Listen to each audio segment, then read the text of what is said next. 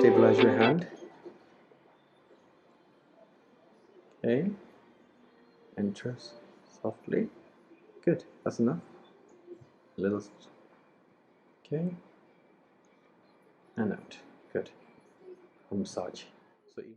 So first thing I've asked her to do is stabilize the injecting hand. That means that the injecting hand is not free floating in the air in case the patient flinches.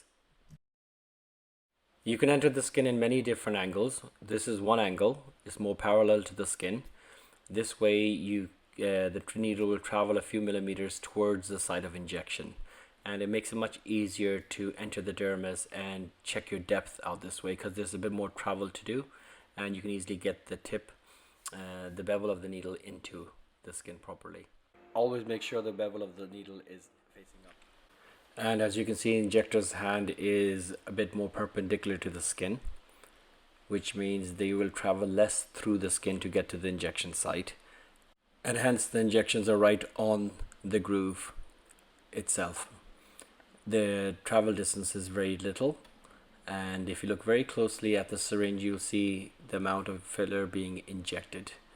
Literally for the whole tear trough and the palpamalar groove, less than 0.1 was injected.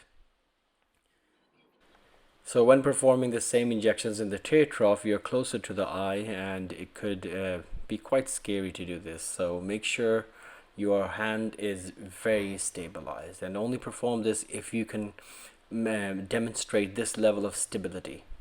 This trainee who is performing the current injections is doing this for the first time.